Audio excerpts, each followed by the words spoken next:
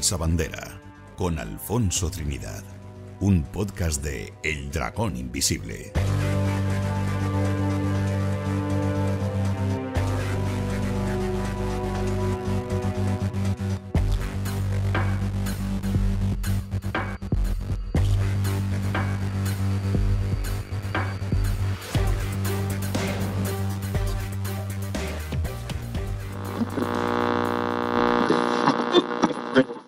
Y ahora mismo yo conozco muchísima gente que están dando sus fotos de familiares y todo en Facebook, que han cogido esta noche a tal persona, que trabajaba en secreto, servicio secreto, trabajaba en ayuntamiento, trabajaba en tal sitio. Y entonces ahora mismo lo que están haciendo una masacre en Afganistán. Eso el mundo no ve. Pues digamos que en esos 20 años, pues las mujeres pues fueron libres, ¿vale? Pudieron decidir, pudieron hacer carreras universitarias, yo qué sé, ser maestras, ser mujeres. Pudieron decidir ser mujeres y vivir siendo mujeres. Ahora, pues bueno, pues veremos a ver lo que ocurre. Yo he viajado en dos oportunidades, efectivamente. Viajé, cuando José Bono era ministro de Defensa y era el primer viaje parlamentario que se hacía a un lugar de riesgo. Y eso era una novedad, porque nos pusieron pues el casco de 9 kilos, el chaleco antibalas, viajamos en un helicóptero Apache, pero todo era como muy encapsulado. Yo tuve una sensación muy rara, ¿no? Vi que los militares estaban haciendo profesionalmente bien su trabajo. Vi que, estaba lleno de embajadores, ¿no? El embajador español, el embajador ante no sé qué, y luego el embajador de Naciones Unidas, que era de apellido Vendrell, era un catalán. Y en lugar de hablarnos de la situación que se estaba viviendo allí, en Afganistán, y de los planes que ellos estaban implementando, lo único que le interesaba era que Bono le pusiera escolta. Y bueno, al final lo logró, ¿no?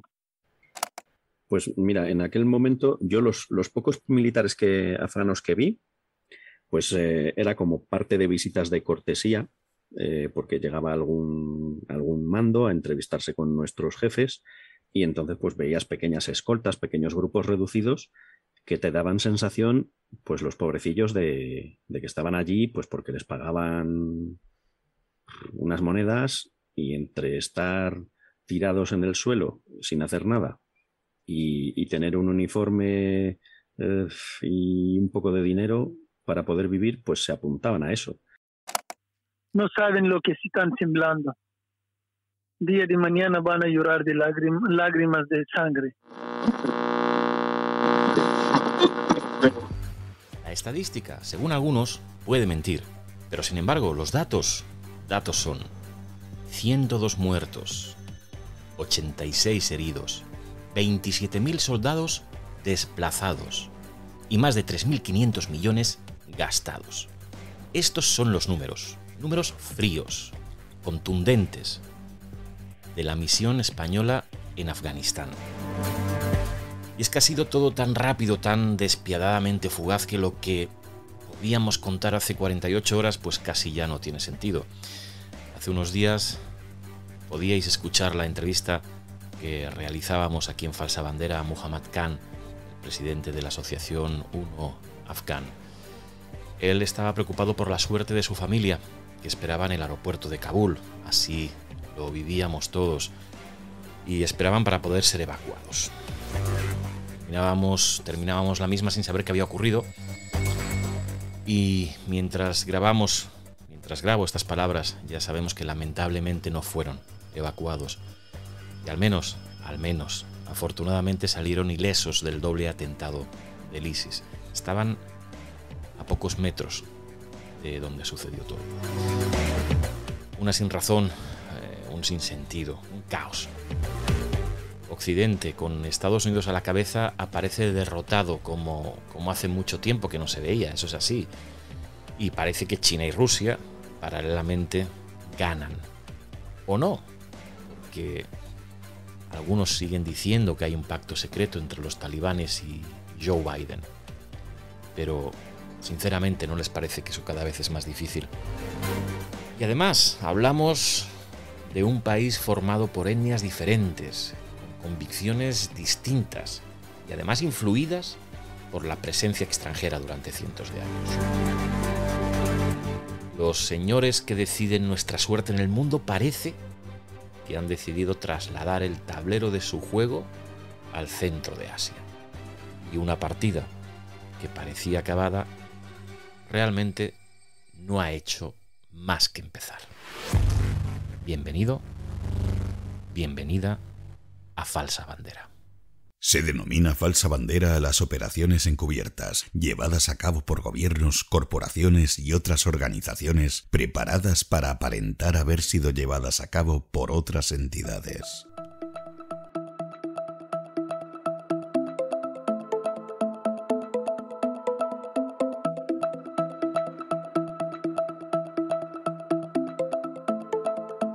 Muchos datos, mucha información, muchísimas cosas que vamos a contar en las próximas horas. Iba a decir minutos, pero me da la sensación de que van a ser varios programas en los que vamos a tratar de acercarnos a la realidad afgana, a lo que ha sucedido en los últimos años en este país para que se haya convertido en un lugar importante para la geopolítica, no precisamente por lo que pueda tener ese territorio, sino por lo que supone para las grandes potencias. Hoy en día, en estas semanas, estamos volviendo a vivir esa situación que se ha repetido en estos últimos 20-30 años y bueno, como siempre vais a poder escuchar, de hecho ya habéis escuchado un pequeño resumen de ellos, pues vamos a tratar de hacer una especie de mapa geopolítico y de mapa cultural y de mapa social y de mapa militar incluso de lo que es Afganistán en ese aspecto. Y como siempre, saludar a nuestros amigos Miguel Ángel Ruiz, lo sabéis, máster en Sociología, Técnico de Telecomunicaciones. ¿Cómo estás, Miguel Ángel? Encantado de estar aquí. Hoy he traído yo mi turbante Mujahideen y yo creo que vamos a profundizar mucho en esta historia que a mí me parece de verdad uno de los sitios que podríamos considerar malditos.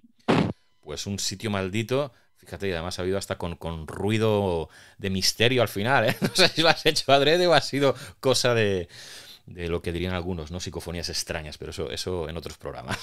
Juanjo Sánchez Oro, historiador, escritor, divulgador y un montón de cosas más que una de estas semanas les explicaremos en profundidad. ¿Cómo estás?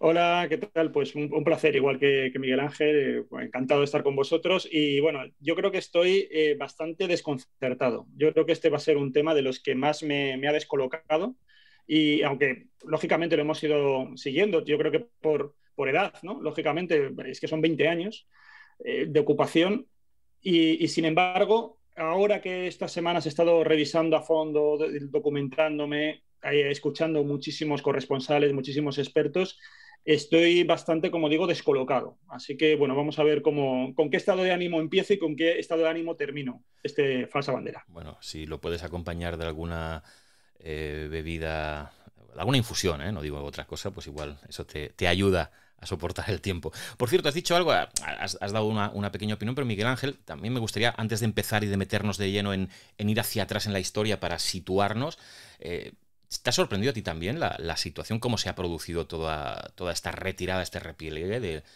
los americanos y cómo se ha ocupado rápidamente el gobierno por parte de los talibanes? Sí, por un lado sí que me ha sorprendido realmente, o sea, sobre todo la velocidad con la que ha de alguna manera colapsado ese supuesto, bueno, ese gobierno, ¿no? Que luego ves que no era tal.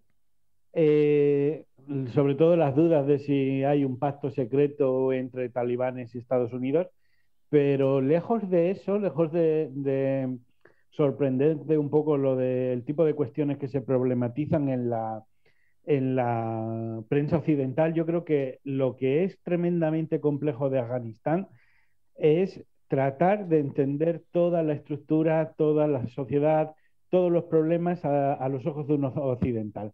Yo creo, después de haberme documentado todo lo que he podido sobre este tema, que en general Afganistán se cuenta poco y mal, que es difícil para un occidental captar muchos de los matices de la sociedad que ellos tienen, sus formas de ver la vida, incluso los conflictos. Nos cuesta mucho ver quién es bueno y malo. Yo creo que ese problema, Afganistán en general se divulga mal y creo que es de verdad un reto presentarle a nuestros oyentes algo que sea o que trate de ser fidedigno sobre una sociedad que no es la nuestra, que incluso diría que su línea temporal es diferente a la nuestra, o sea, que no viven como nosotros consideraríamos en el siglo XXI en alguna de las cuestiones, y creo que de verdad que es un reto de investigación histórica y sociológica entender a una, como digo, a una parte del mundo que es tan diferente a nosotros y que vive en un mundo mental que es muy diferente al nuestro. Eso yo creo que todos los tres nos hemos dado cuenta al departir con diferentes testimonios. Aprovecho para decir que, mira, ahora estoy revisando un poquito todo lo que tenemos aquí, la cantidad de declaraciones que tenemos, y en total tenemos más de prácticamente 5 horas de entrevistas entre militares en misión en Afganistán. Tenemos testimonios que se han podido escuchar, por ejemplo, del presidente de la Asociación de Afganos de Barcelona.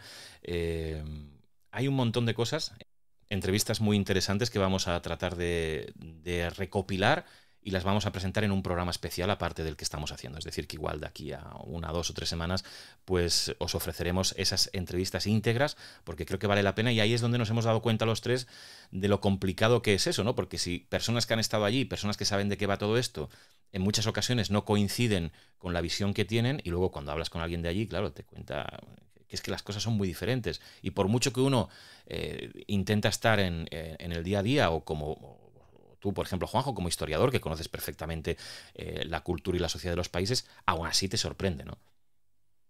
Sí, y además yo cuando empezaron las primeras noticias sobre cuando iban cayendo casi como fichas de dominó, que luego se ha demostrado que prácticamente la conquista de Kabul por los talibanes ha sido una especie casi de desfile, un paseo militar, no sé, ha dado la sensación más que de conquista, ha sido una suerte de traspaso de poder. Yo ya ponía que a mí esto me recordaba, era el Vietnam de la OTAN, pero también era nuestro pequeño Vietnam, en el sentido español, porque han estado allí desplazados en estos 20 años 25.000 soldados, se han gastado unos 3.500 millones de euros, solamente hablo de España. Han muerto en torno a un centenar de soldados españoles, más luego también algunos periodistas y también, por lo menos que yo recuerde, un cooperante español. Y sin embargo, es siempre algo que, como tú dices también, y eso queda muy bien reflejado en las entrevistas que hemos hecho, parece como que ha habido una cierta vergüenza, un cierto complejo, un cierto silencio obligatorio para que esto no llegara a la opinión pública. Y también incluso por parte de la opinión publicada, porque comentaban estos días algunos de los corresponsales que tenemos y que hemos tenido en Afganistán, que realmente son buenísimos. Ellos comentaban que había alguno de ellos, de los más emblemáticos, que llevaba 10 años sin ser capaz de colocar una crónica de Afganistán en un medio de comunicación español. Entonces, eso es muy sintomático de realmente el interés que hemos mostrado hacia este país, a pesar de todo lo que nos estábamos jugando en él, de una buena parte, ya digo, de la población que ha estado sobre el terreno allí. Y sin embargo, bueno, pues una falta de interés que es tan elocuente y tan llamativa como luego la explosión y la conmoción informativa que ha venido después de la caída de Kabul. Entonces es que es todo tan... Por eso decía que yo estaba bastante desconcertado, bastante descolocado, porque de esa frialdad de tantos años ahora sobreviene una especie de rasgadura de las vestiduras bastante llamativa. Y claro, la impresión es que después de estos 20 años, un poco el balance es que que hemos vuelto a la casilla de salida. Eso sí, después de haber hecho un viaje a ninguna parte y por el camino habernos dejado, nunca mejor dicho, cadáveres reales, esto no es metáfora, y también cadáveres en el armario, porque luego hay aquí todo lo que se ha ocultado, todo lo que nos ha dicho y que ahora empieza a salir a la luz cuando ya es demasiado tarde.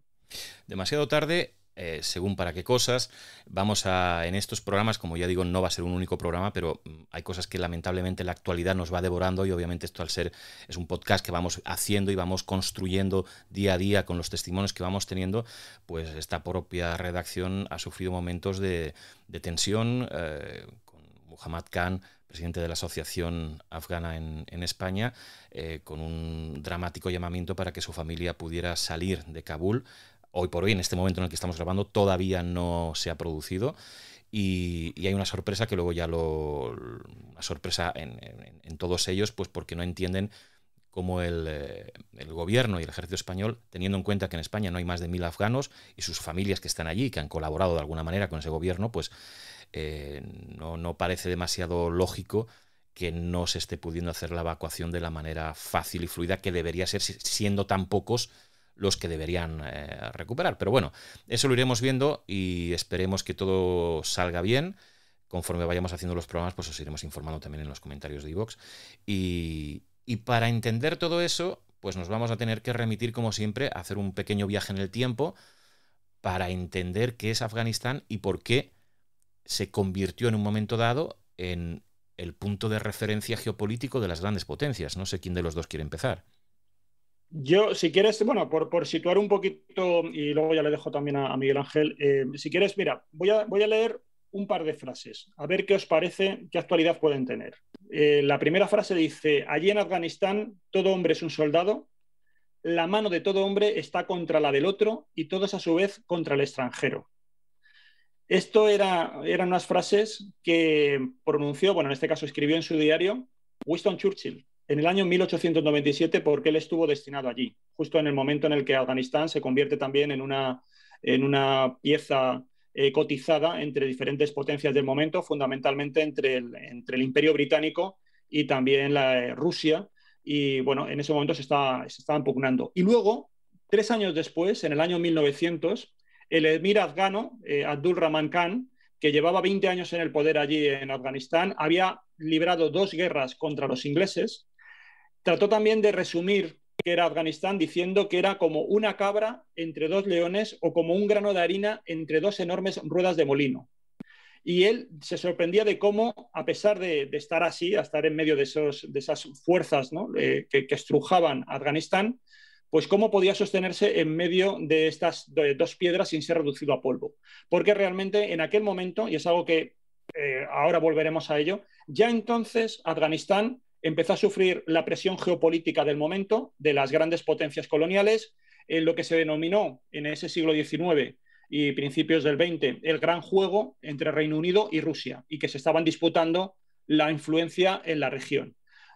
Como digo, son frases o diagnósticos, si queréis, muy antiguos, pero que no han perdido actualidad y que perfectamente los podríamos trasladar a día de hoy. Por supuesto que sí, además es que refleja, bueno, una realidad que ahora vamos a ir desgranando, ¿no? Un país en el cual conviven etnias, diferentes tribus, depende cómo se quieran denominar, y en la que el sentimiento entre unos y otros es muy diferente, y luego la complicación añadida del invasor extranjero, ¿no? O sea, genera ahí un cóctel que es lo que posiblemente ha hecho que el país pues transite en esas dificultades históricas.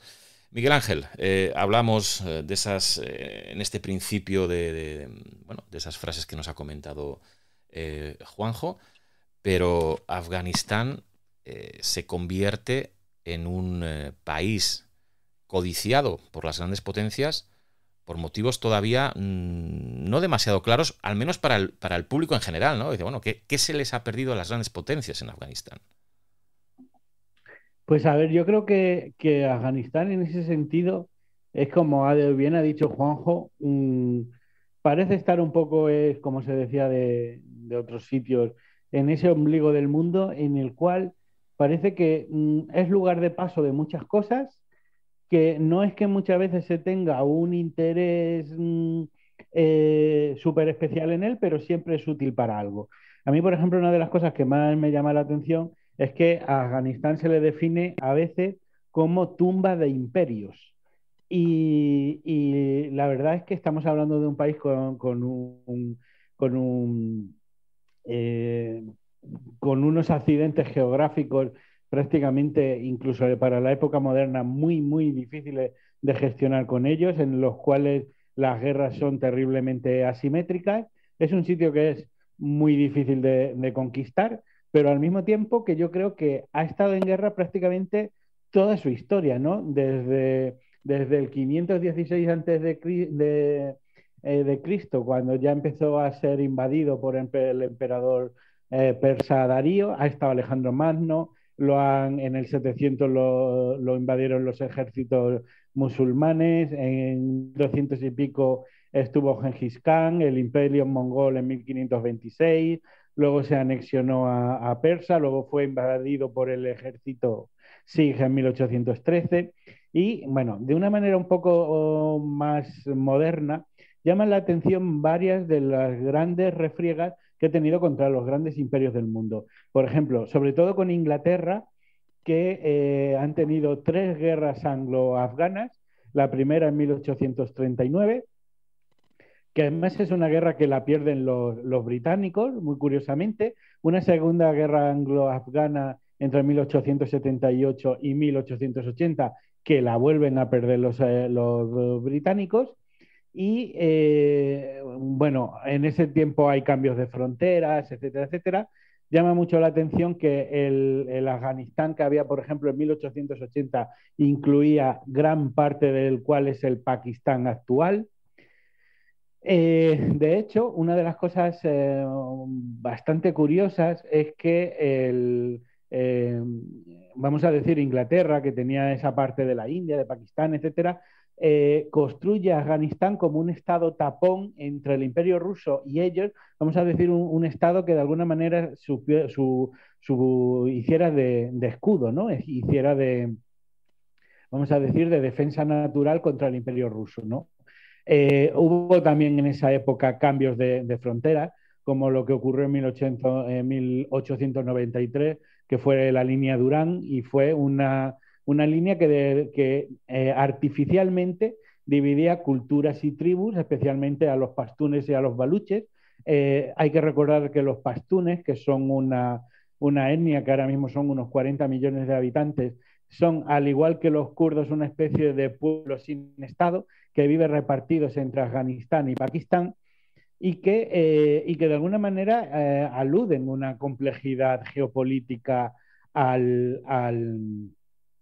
vamos a decir, al Estado, ¿no? De hecho, esa línea que se termina de perfilar en 1904, como está ahora, que controla, dividió la zona británica del Punjab y es la actual, vamos a decir, frontera entre Afganistán y Pakistán. Como vemos, hay como muchísima injerencia extranjera. Vemos esa tercera guerra anglo-afgana que ocurre en 1919 y, bueno, como decíamos, era tumba de estados, de imperios, en el sentido de que, por ejemplo, los soviéticos, y ya hablaremos más en profundidad de ellos, de alguna manera encuentran esa tumba, encuentran esa fortaleza inexpugnable, como le ha pasado ahora a Estados Unidos. Es un sitio donde, ojo, por ejemplo, y ya lo hablaremos, Rusia pierde la guerra en Afganistán, pero la pierde sin sufrir ninguna derrota. O sea, son guerras de desgaste, y lo que sí puedo decir es la convulsa historia que ha sufrido Afganistán en los últimos años, porque como digo, era un protectorado independiente del Reino Unido que consigue su independencia a partir de 1919. Hasta 1926 se convierte en un reino afgano.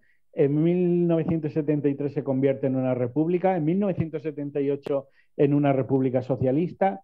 En 1992 en un Estado islámico. En 1996 en un Emirato Islámico. En 2004 en una república islámica, y ahora, como hemos visto, en 2021 la caída de esa república islámica. Todo ello con, vamos a decir, pasos adelante y pasos atrás. Es decir, en todos estos cambios de regímenes vemos que hay olas o intentos democratizadores y, sobre todo, vamos a decir, progresistas del país, y al mismo tiempo casi una lucha sempiterna entre el bien y el mal, porque cuando se da un paso adelante hay una fortísima estructura social islámica que fuerza un poco a volver atrás. Por ejemplo, en 1928 se trata de quitar el velo a las mujeres y prácticamente se producen revueltas por las partes, por los sectores más tradicionalistas de la sociedad, que piden una vuelta, ¿no?, a un islamismo, etcétera, etcétera. Entonces, lo que estamos hablando, y ya acabo un poco con esta primera introducción, de un Estado que a nosotros se nos presenta como tal, como si fuera un Estado, como si fuera una democracia liberal, como si fuera algo absolutamente cohesionado, y en realidad no es así. Estamos hablando de un Estado que tiene una estructura bastante tribal, bastante medieval, donde la democracia no existe como tal, donde las democracias, si la hay, donde, a quien se vote es al líder del clan local. En realidad estamos hablando de un conjunto de tribus que prácticamente yo creo que solamente comparten en muchos casos la idea de que no quieren ejércitos invasores en su terreno y resisten, y son gente que no se rinde. Tienen una... Bueno, ya iremos profundizando, porque hay mil cosas que hablar en este sentido, que matizar, pero sí, sobre todo pensar que Afganistán no es un Estado monolítico como nosotros podemos entender a Francia, a Alemania o España incluso, ¿no? De hecho, hablando precisamente con uno de los colaboradores de este programa que habitualmente ha participado, que es Ernesto Milá, pues dentro de su contundencia verbal lo calificaba como un país de cabreros, y que son tribus, y que jamás la democracia pues va a poder triunfar por la estructura de Estado fallido de alguna manera que tiene, ¿no? Datos interesantes, y así doy paso a Juanjo, que sé que le gustan mucho los datos, ¿eh? Tenemos datos que, con todo esto que nos ha contado Miguel Ángel, pues la realidad es que Afganistán está en el puesto 169 del índice de desarrollo humano. Hay rectificadme si estoy equivocado, que son 193 o 195 países en el mundo reconocidos. Está en el puesto 169. Una renta per cápita de PIB nominal de $577, 35 millones de habitantes, y bueno, más o menos es lo que tenemos. Y Juanjo seguro que tiene muchos más datos para completar ese croquis que estamos haciendo de Afganistán. Es que yo creo que, bueno, Miguel Ángel ha dado muy bien en la clave, en el sentido de que cuando nosotros nos afrontamos para tratar de analizar un país como Afganistán, debemos meternos en un escenario de estos que se denominan como multinivel, donde hay un montón de capas de factores que generan un contexto muy complejo y además muy variable. Son escenarios que a lo mejor no estamos tan acostumbrados a manejar en Occidente, donde tenemos asentada ya desde la Edad Moderna lo que se denomina el Estado-Nación, aunque ahora esté en tensión con el tema de la globalización. Pero bueno, tenemos también unos aparatos del Estado dentro de las naciones europeas o occidentales como más consolidados, más centralizados, donde hay un dominio de la ley, de los códigos civiles que suele regir para todos esos estados, donde las poblaciones más o menos son homogéneas. Y ya digo, en cambio aquí lo que nos encontramos son que se van juxtaponiendo diferentes niveles que están interactuando entre sí, y que por eso es muy difícil además luego manejarse en estos escenarios, porque cuando tocas un elemento estás transmitiendo unas tensiones a muchos otros, con consecuencias imprevisibles. Aquí, por ejemplo, partimos, si vamos de lo material, digamos, a lo más espiritual, partimos primero de que es un país que, por la ubicación geográfica que hemos comentado en muchas ocasiones, y lo hemos ya ido diciendo, se encontraba en el medio, y lo ha explicado muy bien Miguel Ángel, el ser un estado tapón, una especie de estado bisagra, que no tenía valor tanto por sí mismo, sino por la función que podía desempeñar para otras potencias de los alrededores. Entonces, de alguna forma ya se le estaba hurtando identidad propia, porque, ya digo, no se le valoraba a Afganistán por lo que es, sino por el servicio que podía prestar a otras potencias. Eso ha hecho que, como muy bien ha dicho Miguel Ángel, no les temblara el pulso a esas naciones en un momento dado para tirar de tiralíneas y modificar las fronteras sin tener en cuenta las poblaciones que había ahí. Y justamente lo que ocurre con Pakistán es eso. Cuando surge Pakistán, del imperio, del cajado del imperio británico, pues se hace esa famosa línea Durán, donde directamente se divide parte de Afganistán y se divide a la población pastún. Eso por un lado, esa ubicación geopolítica. Luego tenemos los propios recursos, que ahora mismo, quizás en el pasado no fueron tan importantes, pero los propios recursos y fuentes de energía que hay allí, y que realmente le dan un potencial económico que todavía está pendiente de explotar, pero que van a poder codiciar muchas potencias hoy en día. Entre ellas, por ejemplo, pues China y Rusia ya están al acecho de explotar esos recursos. Se sabe que Afganistán tiene hidrocarburos, que ya digo, están pendientes de explotar. Se sabe que también tiene determinados minerales que están muy cotizados dentro de las tecnologías, de las nuevas tecnologías, como puede ser, por ejemplo, el litio. Se sabe que también tiene algo de tierras raras. como digo, todo eso pues hace que haya muchos que estén un poco ya salivando para tratar de poner ahí un poco sus uñas y empezar a sacar rendimiento económico de ello.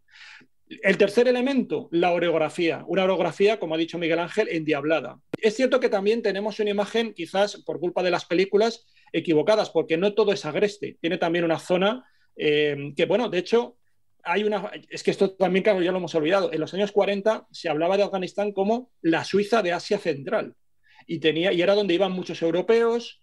Tiene una zona también nevada, una zona de bosques, donde había pues sus alojamientos de lujo. Hasta los años 70 prácticamente era una zona también muy codiciada por los hippies, es decir, donde se hacían viajes espirituales. Juanjo, perdona que te interrumpa, es un detalle, si no se me olvidará. Luego quizás lo podremos escuchar en las declaraciones, en los testimonios de alguno de los, en concreto de uno de los militares que ha estado en Afganistán, que cuando yo le preguntaba, y ya lo escucharemos más tarde, sobre las diferencias que podía haber para que la gente se situara entre Afganistán y España, o Kabul y otra ciudad, a mí me sorprende que yo pensaba que iba a irse, pues eso, ¿no? La orografía, la tal, y me habla del tráfico, ¿no? O sea que fíjate que a lo mejor hay cosas que no son tan diferentes como aparentemente podemos pensar. Obviamente el mundo rural y la orografía, como tú decías, es radicalmente diferente y es muy dura, pero luego están esos lugares que son más parecidos, como en este caso, pues resulta que lo primero que me dices es el tráfico, ¿no?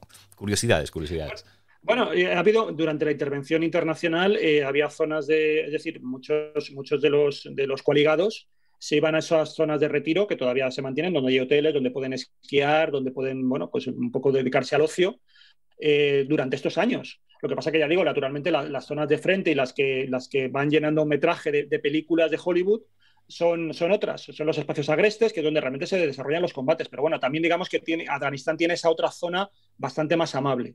Y luego, bueno, pasando ya digo un poco de lo que es el terreno, si vamos al componente humano, lo que tenemos ahí es una multiplicidad de etnias, de lo más variopinto. En una de las entrevistas que hemos realizado a uno de los militares me decía que él en ocasiones le daba la sensación que si había 5 afganos, cada uno con su indumentaria y con sus rasgos físicos, le daba la sensación de que eso era un concurso de trajes regionales, porque realmente cada uno parecía de una procedencia. Eran iraníes, están los uzbecos, los hazaras, claro, como digo, eso, y además unas diferencias étnicas que en muchas ocasiones van acompañadas de enemistades seculares, de décadas de enfrentamiento, a veces entre la propia etnia y a veces entre determinadas familias, lo cual hace que sea también igual de endiablada que la orografía el manejarse con esa población en muchas ocasiones, ¿no? Y luego el gran contraste, y pues termino con esto, el gran contraste entre el mundo rural y el mundo urbano. Son dos mundos distintos. Allí ha intentado hacerse una especie de, durante un tiempo, durante unos siglos, intentó hacerse, y de hecho hay grandes monarcas en Afganistán, ha tratado de hacerse una especie de estado dinástico, pero es cierto que nunca ha habido un control real sobre todo el territorio, porque siempre el poder ha estado muy atomizado, ha estado muy dividido en una noción que yo creo que se puede aplicar bastante, un poco en términos sociológicos así genéricos, una suerte de feudalismo. El poder ha estado muy diseminado.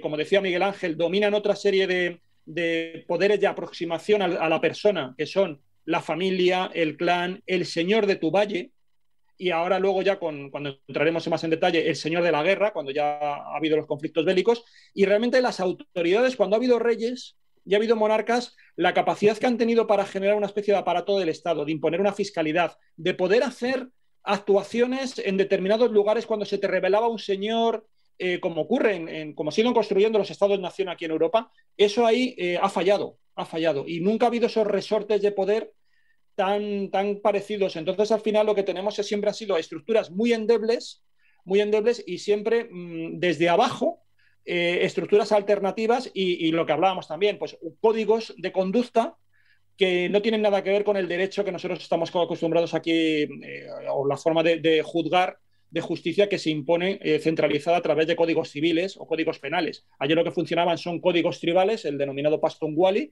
que además tiene muchísimas variantes, que es oral. Como digo, a lo mejor puede haber modificaciones de un valle a otro. Y últimamente también el derecho islámico en forma de sharia. Pero esto también ha sido bastante reciente porque, por lo que yo he ido viendo, lo que he estado leyendo de antropólogos y de sociólogos, el aspecto, por ejemplo, islámico no ha sido fuente de fricción hasta fechas muy recientes, hasta las últimas décadas. Allí se toleraba perfectamente que hubiera diferentes sensibilidades dentro del mundo musulmán, diferentes corrientes. Había budistas, había judíos, había, como digo, chiíes y había suníes, había sufíes, y la convivencia, incluso el Islam, era una especie de cemento social para la gran parte de la población. Y eso justamente es lo que ha ido cambiando.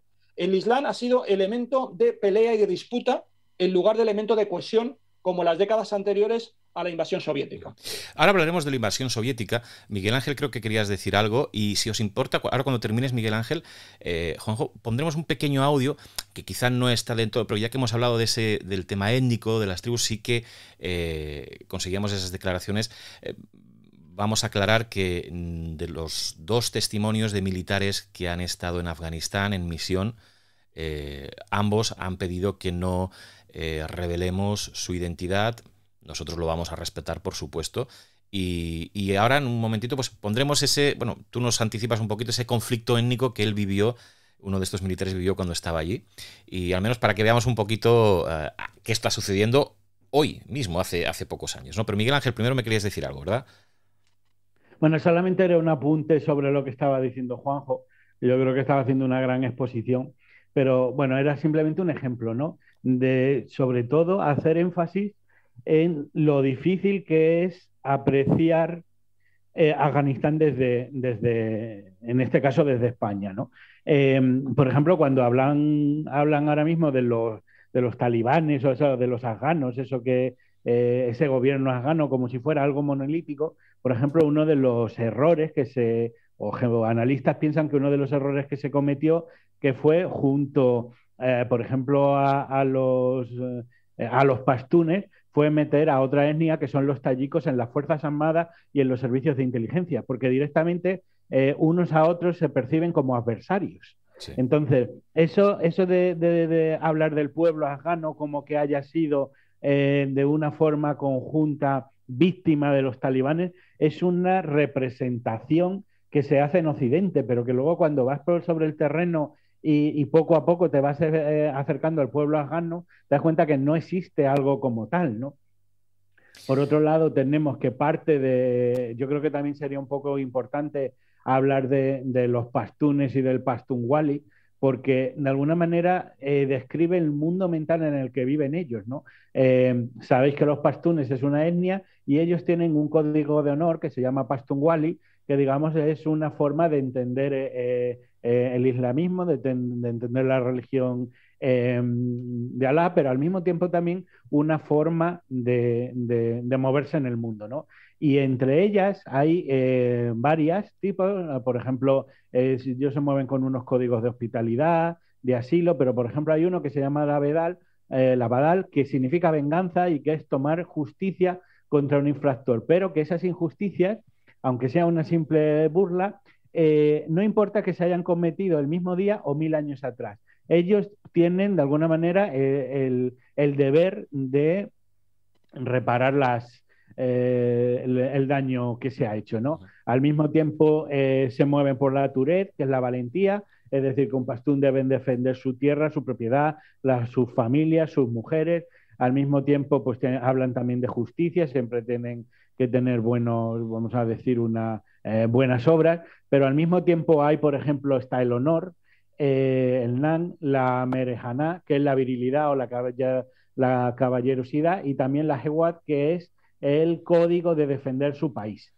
Y en este sentido, cuando hablamos, por ejemplo, de las diferentes etnias o formas de entender que puede haber en Afganistán, también me gustaría hacer otra distinción, porque a veces es muy fácil caer en falsas dicotomías o en maniqueísmos, ¿no? Como por ejemplo pensar que dentro de este tipo de grupos, simplemente porque sean radicales islámicos, son aliados.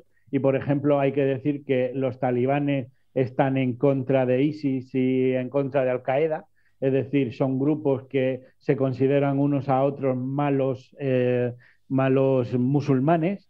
Por ejemplo, los talibanes no tienen una pretensión, vamos a decir, de expansión. Ellos no es que quieran conquistar otros sitios.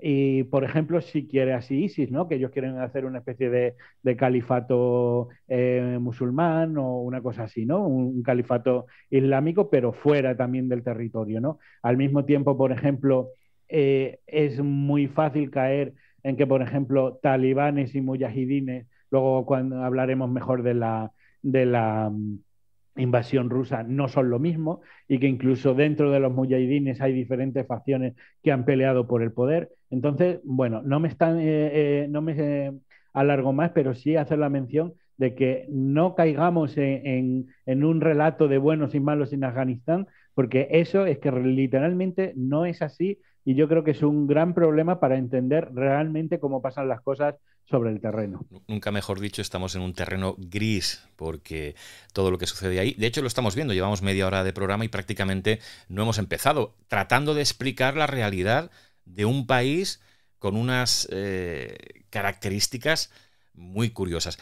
Si os parece, para así también refrescamos, vamos a escuchar esas declaraciones en la que nos contaban este militar, como os comentaba, una anécdota sucedida mientras él estaba allí en relación a ese conflicto y a esas diferencias étnicas, para que también escuchemos de viva voz de alguien que lo ha vivido y podamos ir avanzando con otras cosas. Vamos a escucharlo. Sí, es inviolable.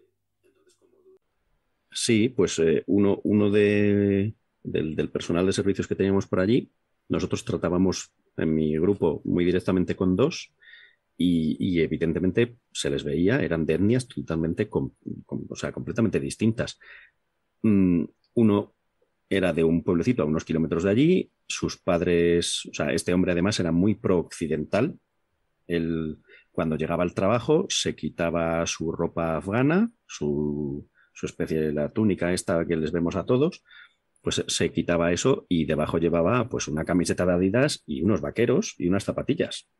Y él estaba feliz así vestido, mientras que su otro compañero siempre iba con la ropa propia de su cultura y era riguroso con sus rezos. Llegaba el momento de rezar y él se ponía a rezar, mientras que el otro, pues bueno, digamos que no ejercía mucho de musulmán.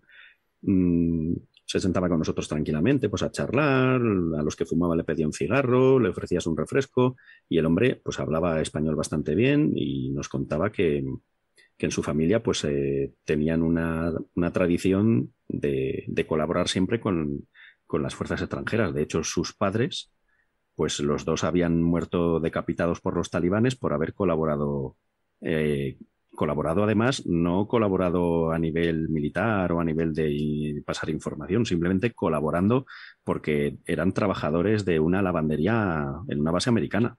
Uh-huh. Y eso pues estaba mal visto y tenían que pagarlo con sangre y les cortaron la cabeza al padre y a la madre. Entonces el muchacho, lejos de asustarse, pues decía, bueno, es que a mí es lo que me gusta, a mí me gustaría ir a vivir a Estados Unidos. Así que yo pues me junto con vosotros, aprendo vuestro idioma, imito vuestras costumbres y yo me siento bien así, pero sé que estoy en el punto de mira de mis propios vecinos y compañeros. Y en concreto un par de días estuvo desaparecido y luego al tercer o cuarto día, cuando volvió a aparecer por allí al trabajo, pues vino bastante maltrecho, con la cara con heridas, puntos, un brazo en cabestrillo. Y su otro compañero se reía de él mucho.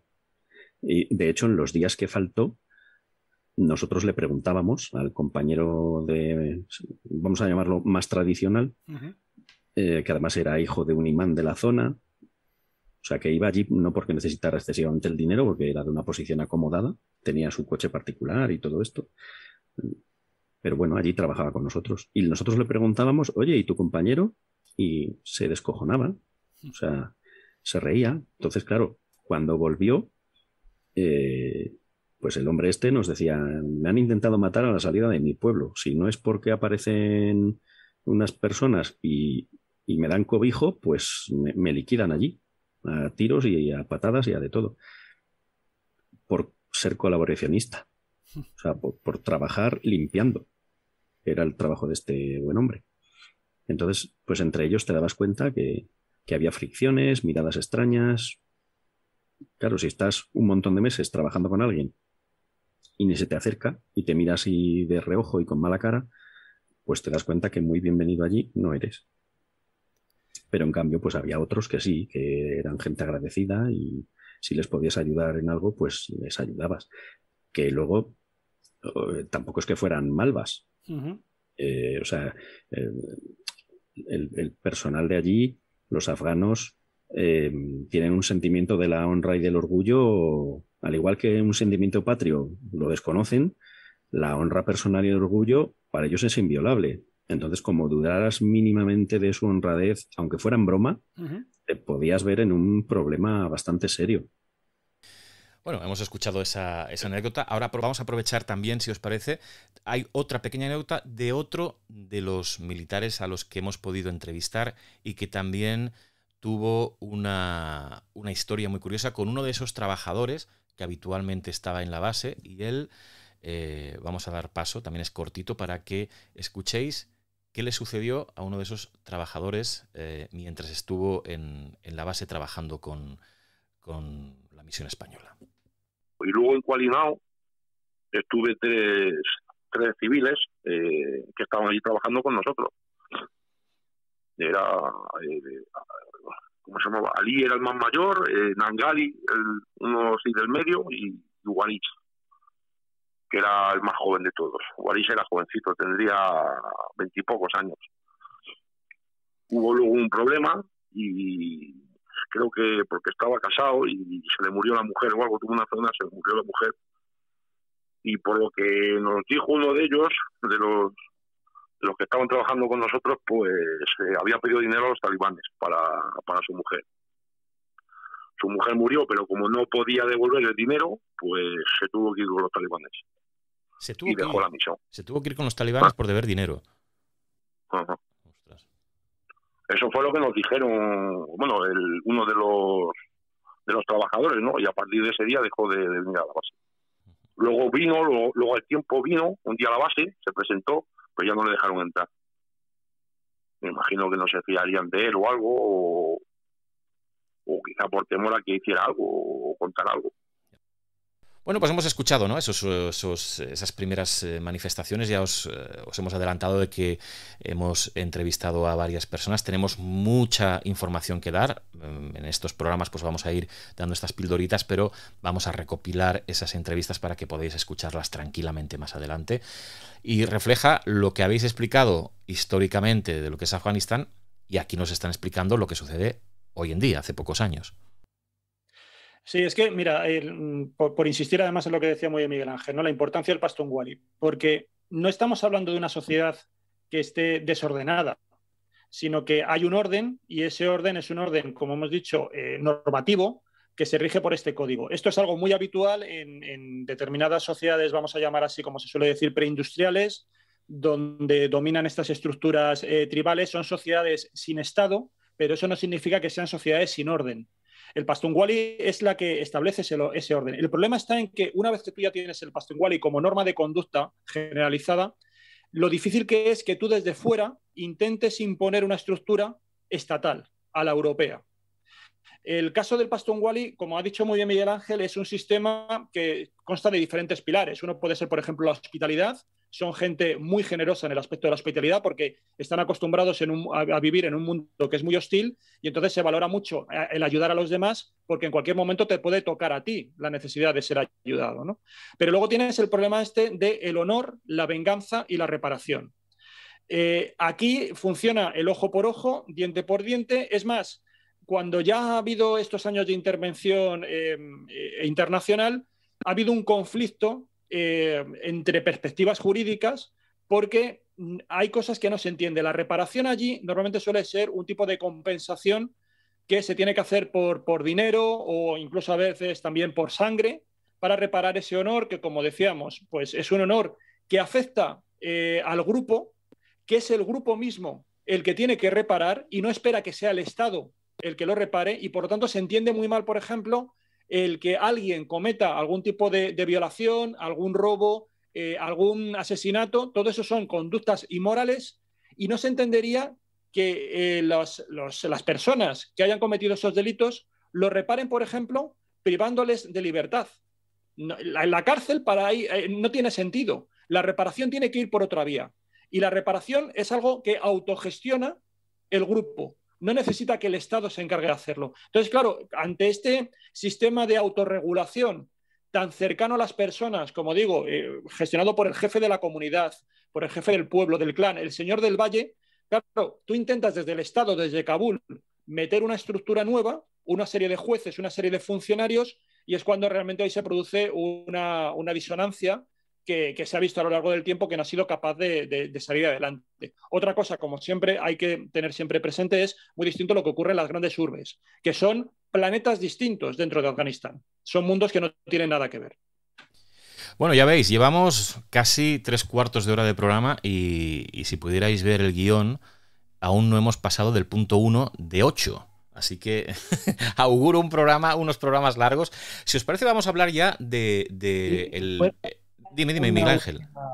Me gustaría hacer una última aporte, yo creo, para terminar de cerrar este punto. Total, no va a pasar nada por dedicarle unos minutos más, Miguel Ángel. Vamos allá. Sí, no, mira, pero sí es que hay varias cosas que son muy importantes, ¿no? Porque hay una de las cosas, 4 o 5 datos, yo creo, para terminar de cerrar este primer acercamiento a Afganistán.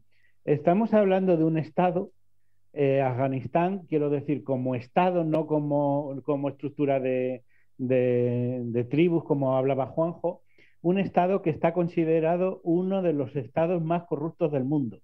Generalmente uno de los 3 estados más corruptos del mundo. Y eso, por ejemplo, introduce una fortísima tensión con lo que dice Juanjo. Por un lado, tenemos clanes que tienen una fortísima regulación, por ejemplo, los pastunes, ¿no? Con lo que ha contado el Pastón Wali, pero como Estado central, en realidad es tremendamente corrupto.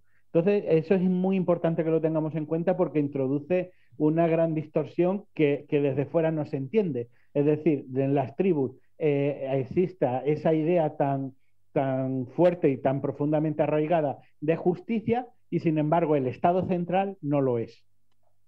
Al mismo tiempo, sí, dime. Al mismo tiempo, yo creo que hay que centrar 2 o 3 datos que yo creo que también son importantes, ¿no? Para empezar a andar. Estamos hablando de un Estado, ya lo contaremos bien, pero que ahora mismo produce el 90% del opio del mundo.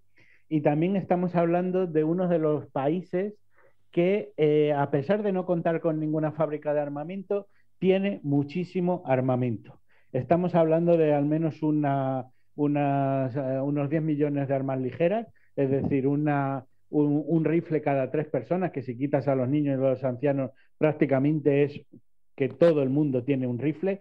Es un país que tiene mucho armamento que ha venido obteniendo a lo largo de toda su historia, porque lo importante de Afganistán no es solamente saber cuándo está en guerra, sino prácticamente yo creo que es más difícil saber cuándo no ha estado en guerra. Desde la época de los británicos yo creo que tiene armamento, recibió muchísimo armamento en la época de la invasión rusa, tienen explosivos y tienen un montón de apoyo que recibieron tanto de Estados Unidos como de Rusia. Luego tuvieron una guerra civil en la cual también compraron armas.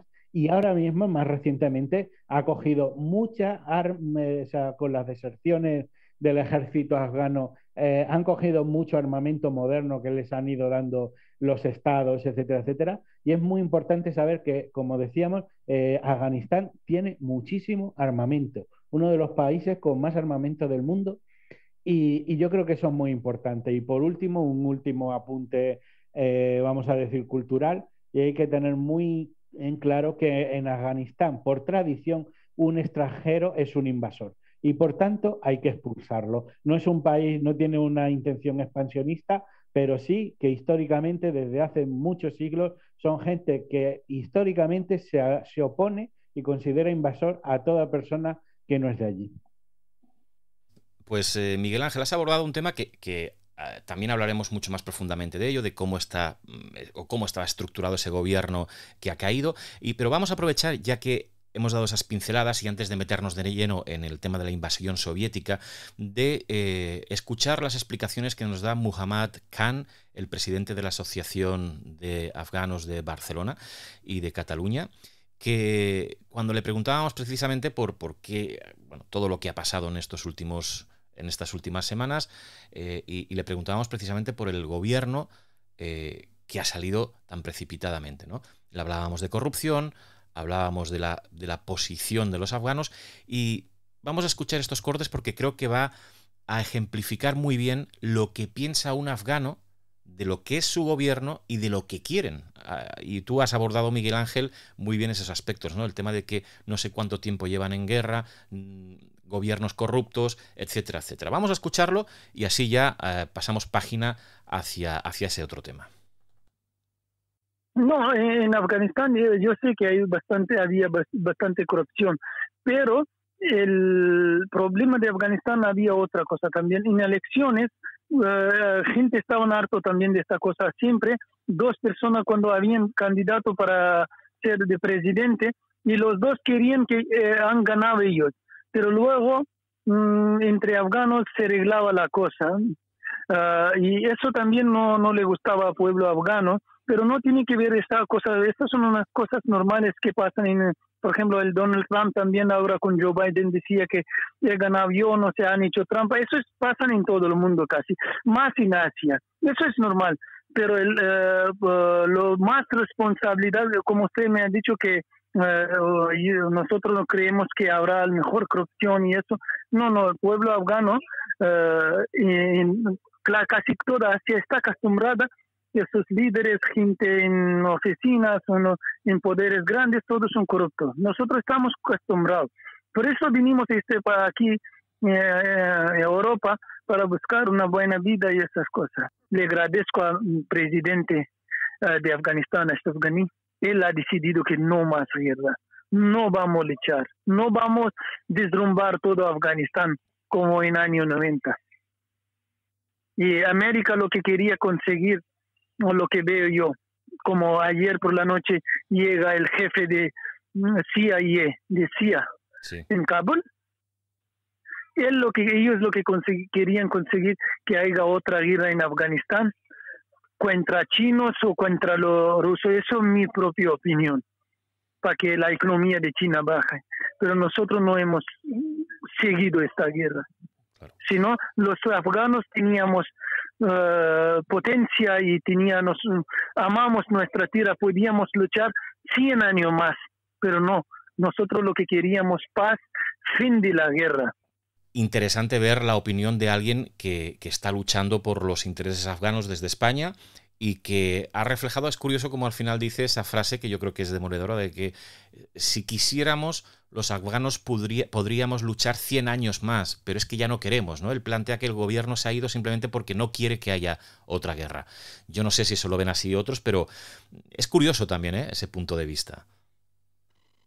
Yo creo que aquí hay que darse cuenta de lo terriblemente poliédrico, ¿no?, que es este tema, ¿no?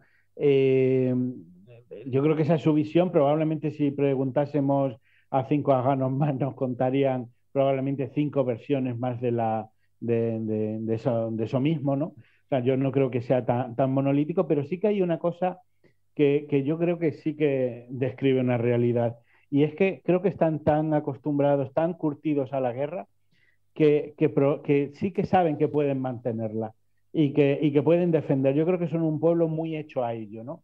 Y en cierto modo ellos saben que las potencias extranjeras no pueden estar ahí indefinidamente, ¿no? Estoy seguro que habrá mucha gente en Afganistán que esté harta de la guerra, pero seguramente que hay otra parte que prefiere seguir en esa guerra y acabar teniendo un régimen político como ellos quieren, y que en cierto modo, bueno, no sé si lo desean, pero desde luego lo buscan, ¿no? Porque, como digo, la historia de Afganistán está moteada de revoluciones, de golpes de Estado, etcétera, etcétera, ¿no?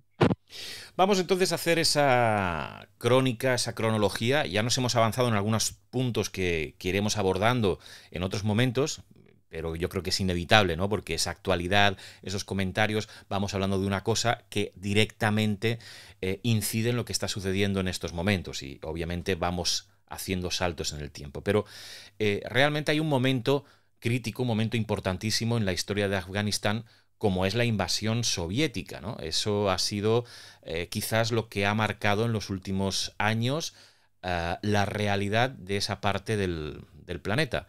Vamos a avanzar por ahí, Juanjo.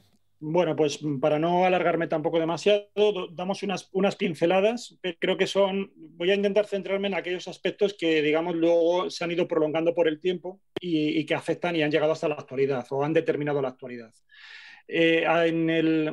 Cuando se produce, a mediados del siglo XX, cuando se produce la descolonización, todo el proceso de descolonización, y afecta sobre todo a este rincón del mundo, de Asia, van a aparecerse, claro, los grandes imperios coloniales, en este caso el Imperio Británico, desaparece y lo que antes era la India británica se va a desgajar, por un lado, en la India actual y en Pakistán. Pakistán adquiere la independencia en el año 1947. Y ya ahí hay un problema porque, como ha señalado muy bien Miguel Ángel, estaba esa famosa línea Durán que se estableció en 1893 y que, bueno, sin tener demasiadas consideraciones, lo que hizo fue dividir Afganistán, esa parte, e introducirla en lo que entonces era la India británica. Ahora ese territorio va a pasar a Pakistán y aquí es cuando ya va a surgir una enemistad entre Afganistán y Pakistán hasta el punto de que en unos primeros momentos Afganistán no va a reconocer a Pakistán internacionalmente. Entonces aquí ya vamos a empezar a ver una serie de tensiones entre estos países bastante importantes y vamos a decir así que Pakistán estaba un poco esperando poder mover baza contra Afganistán cuando llegara el momento. Y ese momento llegó justamente con lo que hemos denominado la invasión soviética. Pero antes de llegar a eso, en esta segunda mitad, en estos mediados del siglo XX, Afganistán, como decíamos, no consigue consolidar un auténtico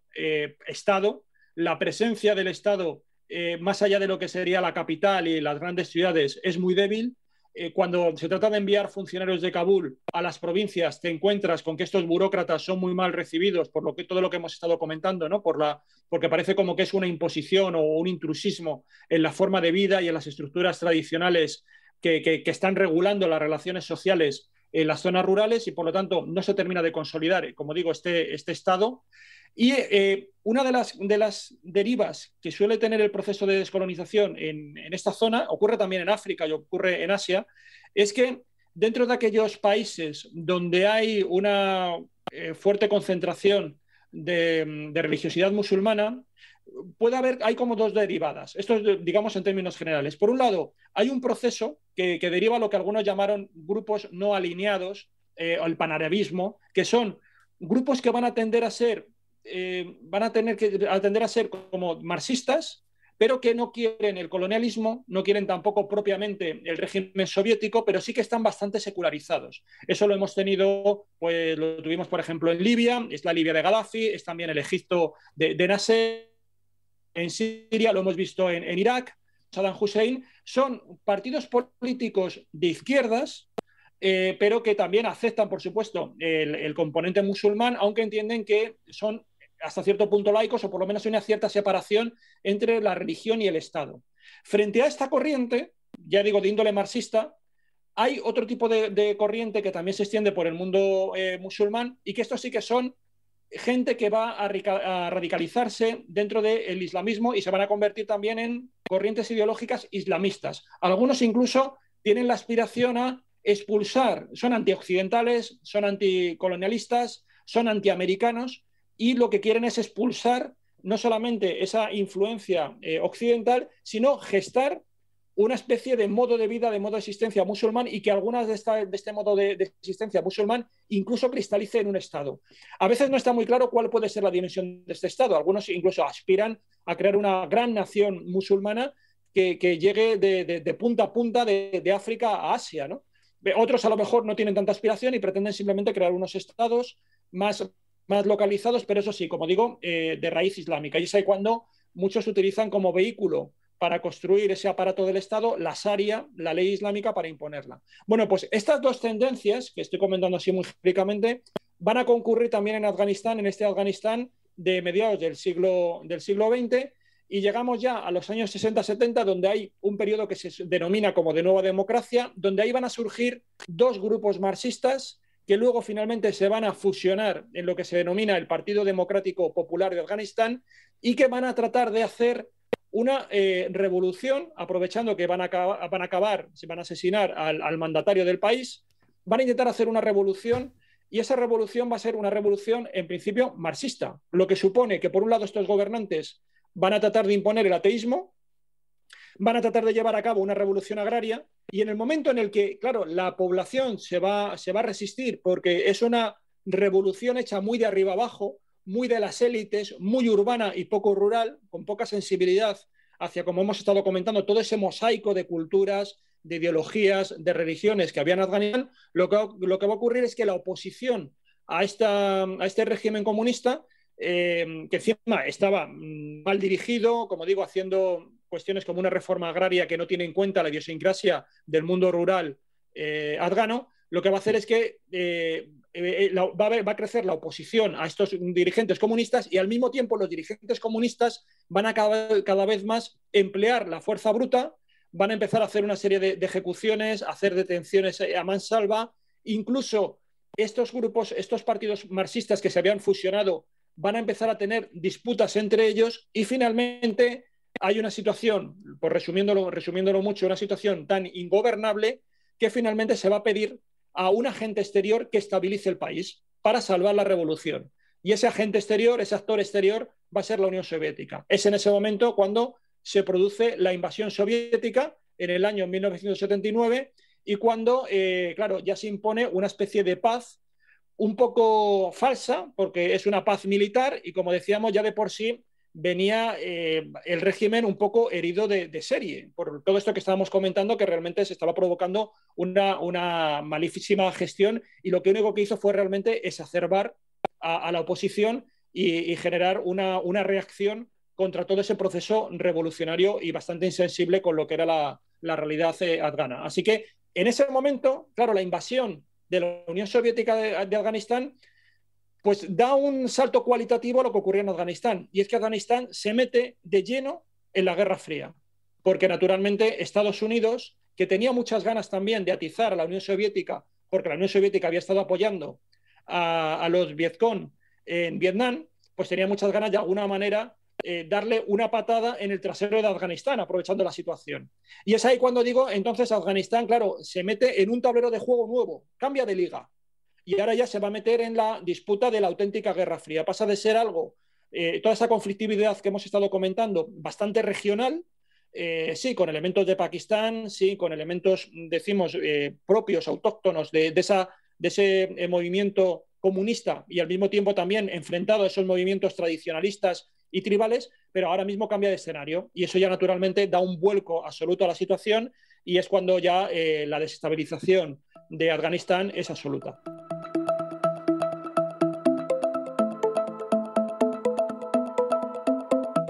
Las claves de lo que está sucediendo hoy las encontramos en lo que aconteció ayer. Las claves de lo que sucederá mañana las tenemos hoy en nuestras manos si sabemos interpretarlas. Falsa bandera, lo que ocurre hoy cambiará el mañana.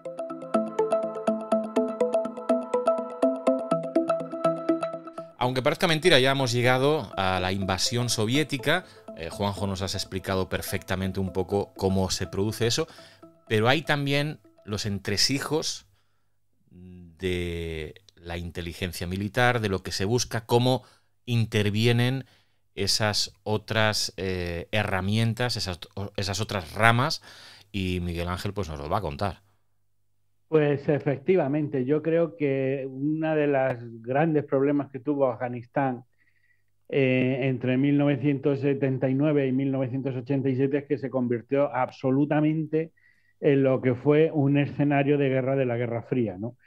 Como escenario de guerra de la Guerra Fría hemos de entender que fue el sitio donde la Unión Soviética y Estados Unidos pelearon directamente, pero sin mover ningún arma propia, es decir, a través de ciertos efectivos, ¿no?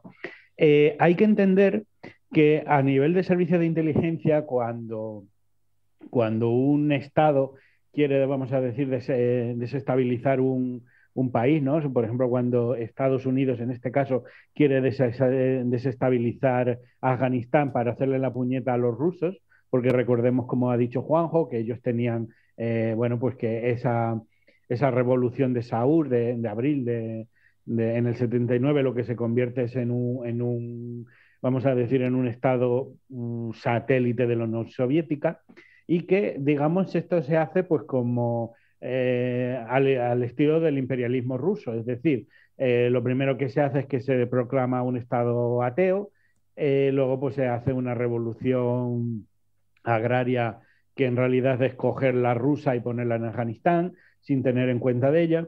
Y aquí hay que entender que, por ejemplo, en un país donde la religión está tan asentada, simplemente proclamar un Estado ateo es una ofrenda una ofensa terrible para millones de musulmanes que viven allí, ¿no? Entonces, yo creo que una constante de la gerencia que sufre Afganistán por parte de otros estados es que todo se diseña o bien en Moscú o bien en Washington, pero nadie tiene en cuenta Afganistán, ¿no? Entonces, en el momento en el que se produce esta, vamos a decir, declaración de un Estado ateo por parte del propio Estado, se generan, se ponen en marcha un montón de otros malestares que en este caso Estados Unidos genera,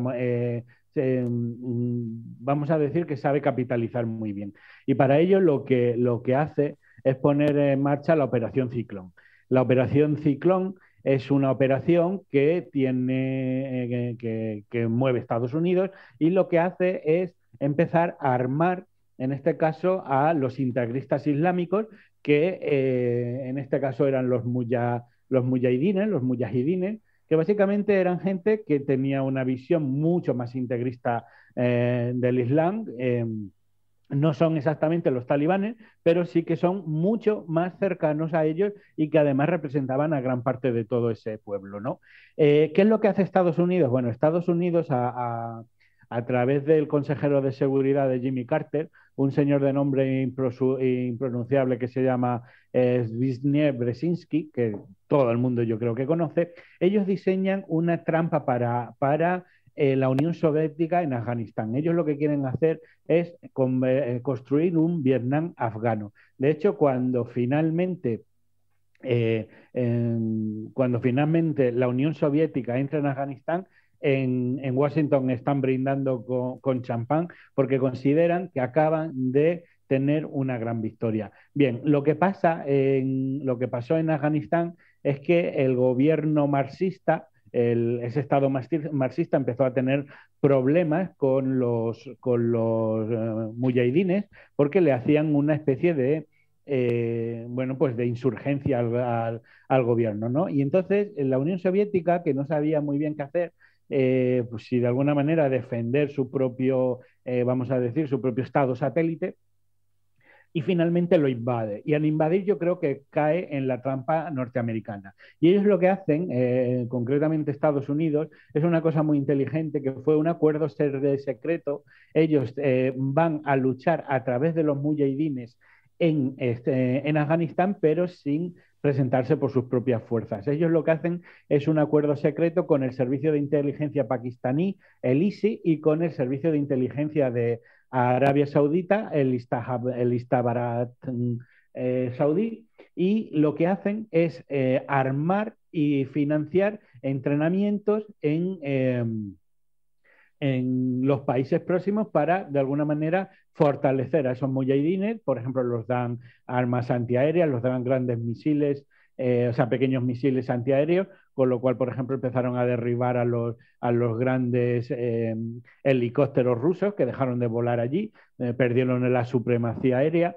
Y lo que hacen, de alguna manera, aquí entra el famosísimo Osama Bin Laden, que lo que hace es montar un ejército en Afganistán a través de la formación de Al-Qaeda, pero que eran, como digo, elementos que todos habían sido armados y financiados por Estados Unidos. De hecho, se pone la mitad del dinero la pone Estados Unidos y la otra mitad la pone Arabia Saudita.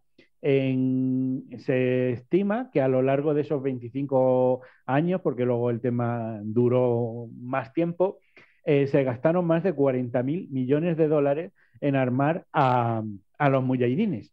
Y curiosamente, de hecho, no solamente fueron los muyahidines, ¿no? Al-Qaeda que en este sentido no solamente de alguna manera reclutó para luchar contra los rusos en Afganistán a los propios afganos, sino que también se cifra en aproximadamente unos 35.000 extremistas musulmanes que fueron traídos de varios países islámicos alrededor para sumarles a esa guerra, ¿no? Entonces, al final de lo que hablamos de una guerra encubierta que tiene un eje CIA, ISIS, Arabia Saudita, y que la idea era hacer que se enquistara el conflicto afgano, es decir, más que ganar, lo que querían era que la Unión Soviética sucumbiera allí, perdiera mucho dinero y de alguna manera se empantanase, hasta que, como pasa finalmente en 1989, la Unión Soviética se retira. Y esa es un poco la intrahistoria de la creación por un lado, de Al-Qaeda y por otro lado de la Guerra Fría, ¿no? Entonces, de la Guerra Fría que se escenifica en Afganistán. Entonces, pensar en ese sentido dos cuestiones. Una es cuál es el efecto tan pernicioso para un país que no tiene una estructura fuerte, que es muy pobre, en un país en vías de desarrollo como es Afganistán, que sea el campo de tiros o el campo de enfrentamiento de dos superpotencias, pero al mismo tiempo otra cosa muy importante es también cómo se superpone propaganda occidental sobre los conflictos árabes, ¿no? Porque de esta época tenemos grandes películas como fue un poco Rambo 3 y como, por ejemplo, los mujahidines, que no se los ha, de alguna manera, que no se los ha demonizado de la misma forma que sí se está haciendo ahora con los talibanes, pero que cuando tú te vas a ver las atrocidades, los crímenes de guerra que cometieron los mujahidines en esa época, realmente eran terribles. Lo que pasa es que eran, vamos a decir, pro los intereses de Estados Unidos, y entonces se presentó una cara muy amable de ellos como luchadores de la libertad, como gente valiente, etcétera, etcétera. Pero cuando tú te vas a los crímenes de lesa humanidad de los mujahidines, hicieron auténticas barbaridades. Por ejemplo, reclutamiento de niños para la guerra, violación y asesinato, descuartizamiento de miles de personas. Es decir, aquí pasaban cosas pues como en Colombia con el tema de los descuartizamientos y las motosierras, aplicación sistemática de torturas y mutilaciones, masacre de centenares de personas de etnias rivales, saqueos y violaciones sexuales masivas por la fuerza, violaciones de niñas y mujeres, bombardeo de civiles, etcétera, etcétera, etcétera. Cosas que no, de alguna manera, no han sido usadas o no nos consta tanto, por ejemplo, en Occidente, porque, como digo, estos hijos de puta eran nuestros hijos de puta, y entonces no se ha problematizado en la prensa occidental de la misma manera que se está haciendo ahora con los talibanes, porque de alguna manera eran los objetivos del gran occidente. No os quejaréis, Juanjo, no se quejarán nuestros oyentes de que estamos haciendo un análisis y un recorrido en profundidad. Yo a veces, a lo mejor hay gente que le gusta más dinamismo en las cosas, pero nosotros estamos tratando de explicar para que aquellos que están interesados en la actualidad entiendan de dónde viene todo, y para eso hay que explicarlo bien. Y yo rompo una lanza por eso, ¿no? Que a veces hay algún comentario que ha dicho, es que aburrís. No, aquí hay que dar la información como es. Ya haremos programas más laxos si lo permite la información y la actualidad. Nuestra misión, nuestro deber, o lo que entendemos que se tiene que hacer, es dar todas las claves para que se entienda lo que sucede ahora y lo que hemos dicho y lo que planteamos en la cuña del programa, ¿no? Entender las claves de hoy o comprender las claves de hoy para saber qué puede suceder mañana, Juanjo. Sí, es que la invasión soviética tiene un efecto perturbador en Afganistán tan grande que podríamos decir que allí se van a sembrar una serie de semillas que son las que van a fructificar mucho tiempo después y que ahora estamos justamente también recogiendo sus frutos. Además de todo lo que ha estado comentando muy bien Miguel Ángel, añadiría el aspecto de lo que pudo haber sido y finalmente no fue, por culpa también de esta injerencia internacional. Como hemos dicho, en el momento en el que se produce la invasión soviética de Afganistán, Afganistán empieza a jugar en otra liga. Ya se mete de plena en la Guerra Fría, se empiezan a atizar las grandes potencias de manera más o menos disimulada en este campo de batalla, pero empieza a surgir el efecto invasor de la Unión Soviética, genera una oposición muy variopinta, muy variopinta. Allí nos encontramos con diferentes grupos, ya de por sí siempre hemos estado insistiendo en todo lo que llevamos, cómo el poder estaba muy atomizado, muy fragmentado en Afganistán, que nunca llegó a ser realmente una especie de Estado-nación, incluso que no había hasta cierto punto una especie de sentimiento de nación afgana como tal, sino que predominan otro tipo de entidades más cercanas, como el grupo, la etnia, la comunidad, incluso el valle. Bueno, pues aquí con la invasión soviética esto se va a exacerbar mucho más, pero hay un factor, un agente, ¿no?, que es el que va a privilegiar determinados elementos de la oposición frente a otros. Y digo esto porque en aquel momento había una especie como de ideología generalizada dentro de estos mujahidines, que la gran mayoría pertenecían a lo que se suele denominar la secta dentro del mundo musulmán suní hanafi, y que ahí es donde estarían el 90% de los afganos. Cuando hablamos de secta no hay que entenderlo como se entiende aquí en Occidente, ¿no?, como secta destructiva, sino que en términos religiosos, de sociología religiosa, cuando tú tienes una religión, pues hablas de una sección, de una secta, porque es simplemente un grupo dentro de esa religión. Bueno, pues estos suníes hanafi lo que hace es que tienen un concepto de cómo tiene que regirse el país pues bastante moderado. Ellos entienden que tiene que predominar una convivencia, que tiene que haber un mínimo gobierno, que lo que decíamos antes, que la interferencia estatal desde Kabul tiene que ser muy, muy escasa, que son la tribu y la comunidad las que toman realmente las decisiones cotidianas del día a día, que tenemos una serie de mulás, que son esos líderes religiosos en la aldea, y que la vida se determina pues un poco en la mezquita, en el pueblo. Y bueno, hay unos talibanes, es decir, unos talib que son, que es la palabra estudiante, que se educan en las madrasas, pero dentro de, como digo, de este espíritu un poco de convivencia, donde realmente no hay una gran discrepancia dentro de lo que es el Islam. Como decíamos, funciona el Pashtun-Wali en una gran mayoría de la población, luego existe esta fe religiosa, pero que no tiene por qué generar ningún tipo de fricción, porque no hay una ideología política o un ideal político detrás de ese sentimiento religioso. Bueno, pues con la llegada de la invasión soviética y la injerencia de Arabia Saudí, de Pakistán y de Estados Unidos, esto va a cambiar. Y el Islam se va a convertir también en un motivo de conflicto, en un motivo de fricción.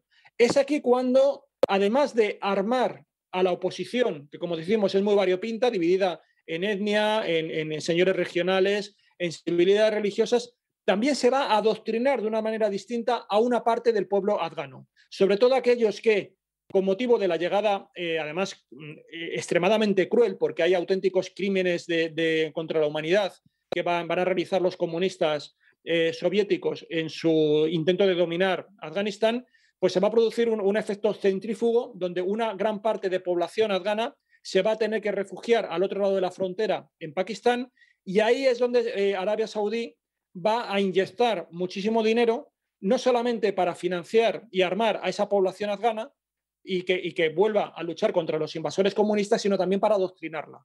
Y es aquí cuando se va a extender un nuevo tipo de ideología musulmana, en este caso islamista, y es cuando se van en un primer nivel va a ser, por ejemplo, el wahabismo, que es la doctrina, la forma de pensamiento musulmán que predomina en Arabia Saudí, y en donde vamos a tener, como digo, una radicalización islámica que antes no existía en el mundo afgano.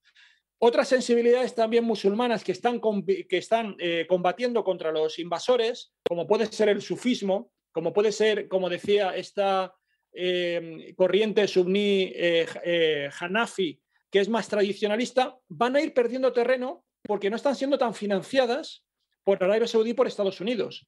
Y es aquí donde se va a crear ese caldo de cultivo ideológico que, como digo, antes no existía en Afganistán y donde luego va a germinar, van a germinar los talibanes, ¿no? O sea que esto es también, yo creo, una diferencia radical, porque aquí ya en esta corriente, como digo, más islamista, es donde sí que estos estudiantes que están recibiendo esta educación en las madrasas sí que aspiran a tener una sociedad islámica, no se conforman con el tradicionalismo. Es más, muchos de ellos no quieren jerarquías, no quieren señores feudales, no quieren diferencias étnicas, no quieren la segmentación tribal y las estructuras de clase feudales que había en Afganistán, quieren un internacionalismo musulmán, quieren, como digo, incluso aspiran a tener un gobierno muy centralizado en Afganistán, en el que esté al frente una figura muy carismática, y esto valora mucho luego lo que se convirtió luego también en Afganistán y lo que seguramente ahora va a ser, ¿no? Que es un emirato, es decir,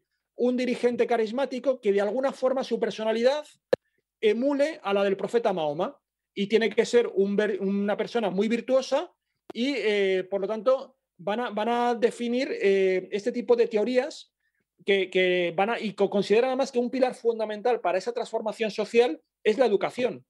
Por eso insisten mucho en la educación a través de las madrasas e insisten mucho en generar, digamos, el nuevo afgano sobre ese nuevo concepto. Claro, esto es lo que va a irrumpir con muchísima fuerza y que es un factor desconocido para lo que era también el mundo anterior a la llegada del impacto de la Guerra Fría sobre Afganistán. Hablamos de una época, obviamente, terrible para los afganos. La Unión Soviética se retira en 1989, pero la guerra continúa.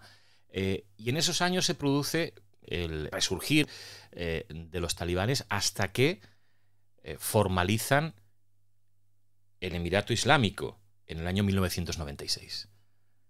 Sí, mira, es que esto es increíble, ¿no? Porque cuando se van los soviéticos, como bien ha señalado Miguel Ángel, hay un momento en el que, claro, estaba tan fragmentado el poder, como digo, había grupos, por un lado religiosos, había tradicionalistas, había sufíes, había estos islamistas más radicalizados con distintas sensibilidades también, porque también entre ellos había más extremados y menos extremados.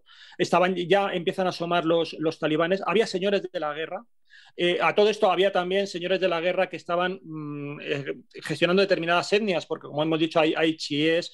En Afganistán se hablan también diferentes idiomas, los dos principales son el pastún y el dari, que es el persa, una versión del persa. Entonces, todo esto, lo que ocurre es que se trata de llegar a unos primeros acuerdos después de la crisis postsoviética, y resulta que en esos acuerdos no todas las partes aceptan realmente ese intento de concordia, son los famosos acuerdos de Peshawar, y a partir de aquí se producen nuevos incidentes en Kabul donde las diferentes facciones tratan directamente empiezan a hacer guerra entre ellos. Entramos en un nuevo momento de guerra civil, ya entre los diferentes mujahidines, que cometen entre ellos atrocidades aún más vergonzosas, podríamos decir, de las cometidas por los comunistas soviéticos durante todos los años de invasión. Y entonces lo que sería ya la situación se hace también nuevamente absolutamente ingobernable. De pronto, en esta situación, curiosamente, aparecen los talibanes, como decimos, como estos estudiantes educados, financiados, adiestrados desde Pakistán, muy ideologizados, que tratan de tirar un poco por el camino de en medio y precisamente enfrentarse a todas estas facciones, y ellos se definen a sí mismos como los puros. Aparecen como un movimiento reformista, un movimiento purificador, un movimiento que se plantea como un auténtico tsunami para acabar con todos esos años de guerra, pero sobre todo también con todas las violencias cometidas por todos los diferentes líderes militares de las diferentes facciones que habían estado luchando durante la guerra, durante el periodo soviético, pero también después. Y claro, esto es el nuevo factor, como digo, perturbador, que incluso por gran parte de la población, y así lo reconocen, y hay los testimonios de la época, son bien recibidos, porque son tales las tropelías, los abusos de todo tipo cometidos por los antiguos mujahidines, que, bueno, se espera que quizás, tal vez, estos nuevos talibanes, estos nuevos señores, quizás vuelvan a poner un cierto orden, vuelvan a imponer una seguridad. Ellos manejan la sharia, pero también con una gran parte, ahí hay un momento en el que ya se combinan, no se sabe muy bien dónde empieza la Sharia y dónde terminan o dónde empieza el Pashtun-Wali, ¿no? O sea, como código normativo. Y en cierta medida, como digo, son ellos los que también de una manera arrolladora intentan entrar y finalmente se hacen con Kabul y consiguen imponerse, ¿no? Y es cuando ya ellos van a imponer ese primer emirato que, bueno, no devuelve la paz al país, total, no la devuelve, pero en cierta medida ellos, incluso la llegada es bastante sorprendente porque ellos consiguen ir avanzando de una manera muy parecida a lo que ha ocurrido estas últimas semanas. Realmente se van imponiendo sin demasiados combates porque existe también un cansancio entre la población, un hastío enorme por todo lo que ha ido ocurriendo durante los últimos años de guerra soviética y finalmente de guerra civil tras el abandono de los comunistas en los últimos años, ¿no? Entonces es así como finalmente estos talibanes llegan y se hacen con el poder. Como ya digo, introduciendo un factor externo, ideológico, nuevo, que no estaba contemplado dentro de lo que era el mundo musulmán que regía en Afganistán hasta entonces. Todos supongo que tienen la imagen de ese Mullah Omar que se hizo mundialmente conocido no solo por lo que sucedía en su país, sino sobre todo por los atentados del 11 de septiembre de 2001, por los atentados en las Torres Gemelas y por lo que decidió luego hacer el gobierno de George Bush. Pero obviamente los talibanes estuvieron años antes en Afganistán y quizás vamos a dejar aquí esa historia para empezar a tratarla en el próximo programa, para arrancar con ese amanecer talibán, no sé si llamarlo así, pero que de alguna manera ha sido crucial en los últimos 25 años de la historia del país. Y antes de terminar, sí que Miguel Ángel, si nos puedes dar algún apunte para ponerle el lacito, digamos, a ese periodo histórico que hemos comentado, a esa introducción, a este análisis que hemos hecho precisamente para poder empezar a entender cómo ha evolucionado y por qué hemos llegado a la situación en la que estamos. Así que te doy unos minutitos para hacer el ribete. Pues bueno, yo creo que poco más que añadir a lo que ha dicho Juanjo, ¿no? Yo desde luego que creo que una de las cuestiones más negativas que tuvo luego de la retirada del ejército soviético es precisamente que se repite lo que pasó años después en Chechenia, que fue que en el momento en el que se retiran se abre una guerra civil, ¿no? Y es curioso, ¿no? Cómo parece que en esta historia que queremos buscar todo el rato buenos y malos, si Estados Unidos, Rusia, etcétera, etcétera, y es que cuando parece que las cosas van a acabar, realmente están empezando, ¿no? Entonces, esa guerra civil, pues claro, yo sí que creo que ofrece ya un hastío tremendo que explica un poco la situación actual, ¿no? De imagínate ante la retirada de Estados Unidos, ¿no? La actual me refiero, imagínate que ahora se abriera una nueva guerra civil, ¿no? En ese sentido yo creo que al talibán se le ve como un pacificador, ¿no? Y bueno, yo realmente creo que, no sé, no tengo mucho más que añadir, sino que lo dejaríamos aquí y es, bueno, pues ese momento en el que los muyahidines se acaban imponiendo, donde luego los talibanes van a volver a tomar el poder, hasta, como decíamos, esa nueva invasión de la OTAN en 2001, que yo creo que deberíamos ya de profundizar en el siguiente programa. Hay un montón de cuestiones todavía que ver. No hemos hablado todavía del tema de la droga, del tema del narcoestado, que yo creo que también ocupa bastante tiempo y es una historia paralela muy interesante a toda esta cuestión, pero sobre todo que espero que, bueno, que nos haya quedado explicativo y que hasta el momento de ahora nuestros oyentes pues sepan encontrar un poco orden en todo el caos de todo lo que hemos contado, pero es que realmente no es tan fácil de resumir y tiene muchos niveles de análisis y bueno, espero que hasta ahora se entienda todo. Suponemos... Sí, déjame... Sí. Déjame, sabía, sí, a ver, bueno. Juanjo, si yo sabía que ibas a querer hablar, te he dejado. Mira, tienes 2 minutos todavía para hacerlo. Voy a poner de deberes a nuestros abanderados, ¿no? Los llamamos así a los de falsa bandera, nuestros abanderados. Venga, va. Le vamos a poner deberes. Y es que hace poco, tú que has mencionado muy bien al Mullah Omar, que era el líder en ese momento de los talibanes, que entran en el año 94 perdón, en el año 96 conquistan Kabul. En el año 94 es cuando tiene, digamos, la primera aparición pública, ¿no? Que sorprende, ¿no? El contingente talibán como toma por sorpresa pues, algunas ciudades, y a partir de ahí ya, digo, empiezan a arrollar. Pues en 2 años se hacen con el poder, con lo que no habían conseguido ningunos otros de los que estaban ahí luchando. Bueno, pues el Mulá Omar le hemos dedicado parte de uno de los últimos programas del Dragón Invisible, porque ahí hemos estado hablando de esta figura que hasta cierto punto se convirtió en una especie de mito en carne y hueso. El Mulá Omar era un mujahidín que luchó contra los soviéticos, se enfrentó a ellos en la guerra contra el invasor, y cuenta la leyenda que, por ejemplo, pues en uno de esos combates una metralla le dio en el ojo, se le salió, se le quedó colgando el globo ocular, y él, impávido, se lo arrancó de cuajo y directamente siguió combatiendo, siguió disparando contra el enemigo. Bueno, pues contamos algunas cosas más de este Mulá Omar, que también tiene en su haber la destrucción de los famosos budas, porque aquí cuando llegan los talibanes, como decimos, ellos no tienen un concepto, no valoran la historia afgana, ellos vienen como si fueran realmente casi extraterrestres, ellos casi como que aterrizan, caen como paracaidistas en Afganistán, en el sentido de que, como hemos dicho, no van a respetar las tribus, no van a respetar las etnias, no van a respetar esas jerarquías locales, ellos quieren imponer un nuevo orden único para todo el mundo. Por eso digo que este es un factor relativamente novedoso dentro de lo que había sido la historia de Afganistán.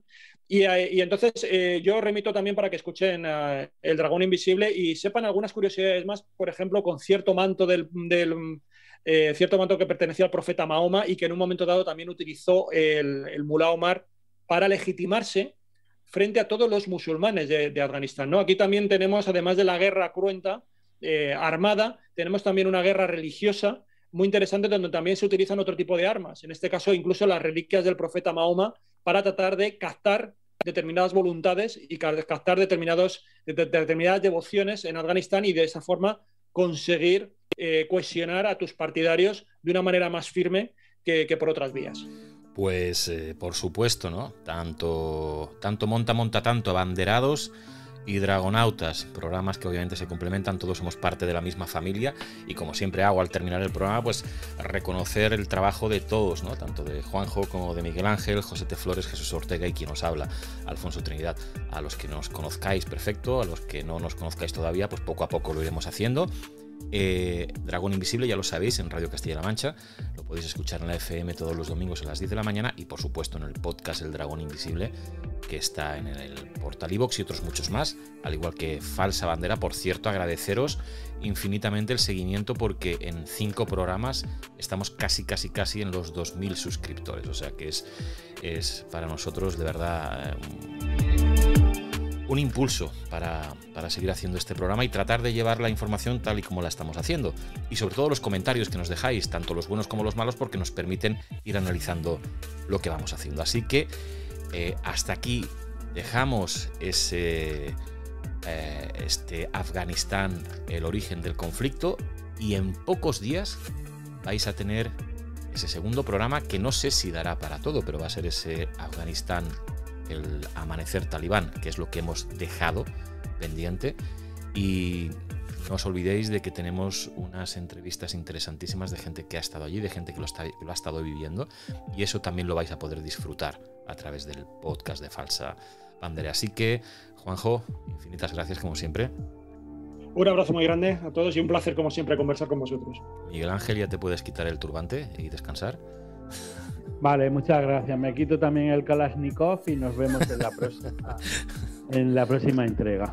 Bueno, y al menos importante que no lo hayas tenido que utilizar con nosotros. Pues lo dicho, amigos, cualquier comentario que nos dejéis, bienvenido será, y sobre todo, pues si podéis recomendar este programa a vuestros amigos, nosotros os lo vamos a agradecer, y dentro de muy poco, porque vamos a tener muchas sorpresas que compartir con todos vosotros y todas vosotras. Así que nos vemos, y mejor que vernos, escucharnos en el próximo Falsa Bandera.